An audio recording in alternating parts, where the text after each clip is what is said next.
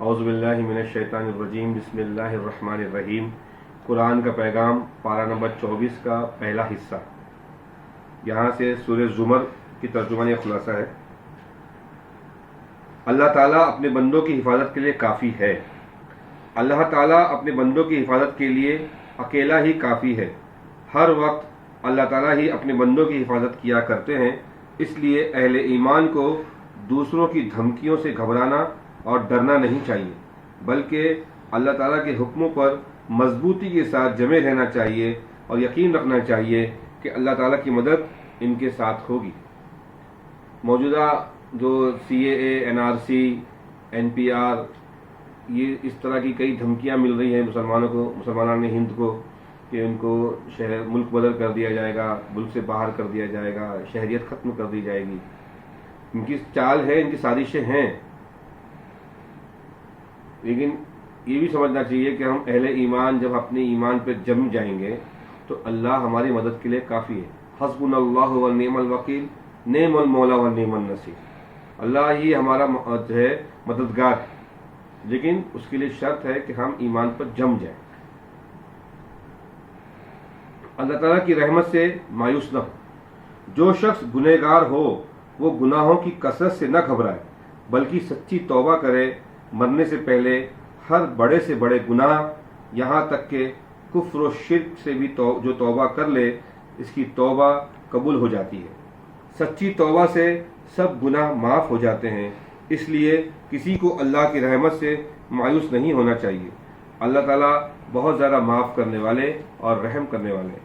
اللہ تعالیٰ ہم سب کے چھوٹے بڑے صغیرہ اور کبیرہ گناہوں کو، جتنے بھی ہم سے گناہ ہوئے، جن گناہوں سے اللہ بہت سخت ناراض ہوا ہو، اللہ ہماری ان تمام گناہوں کی ہماری مغفرت فرمائے اور ہم کو اللہ تعالیٰ معاف کرے اور ہم کو سچی توبہ کی توفیق عنایت فرمائے۔ آمین یا رب العالمین۔ آسمان اور زمین کے خزانے اللہ کے قبضے میں ہیں۔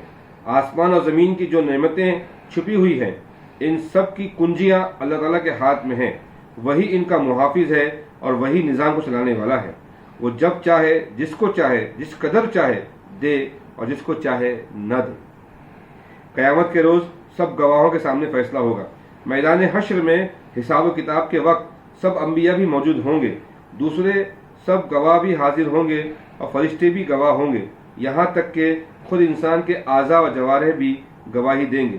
تمام لوگوں کے درمیان ان کے اعمال کے مطابق ٹھیک ٹھیک فیصلہ کیا جائے گا اور کسی پر ظلم نہیں ہوگا، بلکہ ہر شخص کو اس کے اعمال کا پورا بدلہ دیا جائے گا۔ یہاں سے سورہ مومن کی ترجمانی خلاصہ شروع ہوتا ہے۔ فرشتے اہل ایمان کے لیے استغفار کرتے ہیں۔ اللہ اکبر۔ عرش اٹھانے والے فرشتے، جن کی تعداد اللہ ہی کو معلوم ہے، ہر وقت اللہ تعالیٰ کی حمد و تسبیح میں لگے رہتے ہیں۔ ساتھ ساتھ ان کا ایک اور شکل یہ بھی ہے کہ وہ اہل ایمان کے لیے استغفار کرتے رہتے ہیں اور یوں عرض کرتے ہیں کہ اے ہمارے پروردگار، تو ہر چیز کی ذرا سی بات سے پوری طرح واقف ہے، کوئی چیز تیرے علم سے باہر نہیں۔ تیری رحمت ہر چیز کا احاطہ کیے ہوئے ہے، تیری بخشش اور فیض ہر مخلوق پر ہر وقت جاری ہے، کوئی چیز اس سے محروم نہیں۔ موت کے بعد عمل کا موقع ختم ہو جاتا ہے۔ قیامت کے دن کافروں سے کہا جائے گا کہ تم اللہ کے عذاب کو دیکھ کر جتنے آج اپنے آپ سے بیزار ہو، اس سے کہیں زیادہ اللہ تم سے اس وقت بیزار تھا جب تمہیں دنیا میں ایمان لانے کے لیے کہا جاتا تھا اور تم کہتے تھے کہ ہم تو ایمان نہیں لاتے۔ اس وقت کافروں پر اصل حقیقت واضح ہو چکی ہوگی۔ کافر لوگ کہیں گے کہ اے ہمارے رب، پیدائش سے پہلے ہم مردہ تھے، آپ نے ہمیں زندہ کیا، پھر دنیا میں عمر ختم ہوئی تو آپ نے ہمیں موت دی، اور آج قیامت کے دن پھر زندہ کیا۔ ہم نے آپ کی قدرت دیکھ لی کہ دوبارہ آپ نے ہمیں مارا اور دوبارہ زندہ کیا۔ ایسے قدرت والے کے لیے کیا مشکل ہے کہ ہمیں پھر دنیا میں بھیج دے؟ کیا ایسا ہو سکتا ہے کہ جب بظاہر یہاں سے چھٹکارے کی کوئی صورت نظر نہیں آتی تو ہمیں پھر دنیا میں بھیج دے؟ اب ہم خوب سمجھ گئے، اب اپنے گناہوں کا اعتراف و اقرار کیے بغیر کوئی چارہ نہیں۔ جواب میں ان سے کہا جائے گا کہ تم دنیا میں کافی مدت رہے اور تم نے وہاں کچھ عمل نہیں کیا۔ جب کسی نے صرف اللہ ہی کو پکارا تو تم انکار پر تل گئے، اور جب شرک ہونے لگا تو تم جھوٹ چھٹ اس کے لیے तैयार हो गए और शिर्क को कबूल कर लिया, फिर दुनिया में जाना नहीं हो सकता, दुनिया में जाने का कोई सवाल ही नहीं। आज अल्लाह ताला बुजुर्ग और बरतर इसी का फैसला सुनाएगा जो तुम दुनिया में कर आए।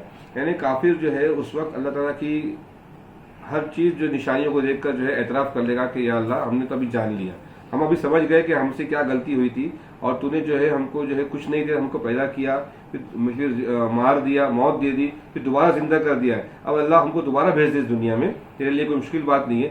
अब हम जाके जो है तेरी इबादत करेंगे और तेरी जो है इबादत तेरी हर चीज़ को इताअत करेंगे। तो अल्लाह ताला कहेगा इसकी अभी कोई गुंजाइश नहीं, अब ये हो नहीं सकता। दुश्मन से पनाह मांगने का तरीका। जो भी शख्स किसी दुश्मन से परेशान हो और तकलीफ में हो तो अल्लाह ताला से पनाह मांगे, जैसा कि हज़रत मूसा अलैहिस्सलाम ने फ़िरौन से पनाह मांगी थी और अल्लाह के दरबार में कहा था कि मैं अपने और तुम्हारे रब की पनाह ले चुका हूँ। सूरह मोमिन आयत नंबर 27। यहाँ पर पारा नंबर 24 का निस्फ हिस्सा का खुलासा ख़त्म हुआ। आगे इंशाअल्लाह बाकी हिस्सा पेश किया जाएगा। अस्सलामु अलैकुम वरहमतुल्लाहि वबरकातुहू।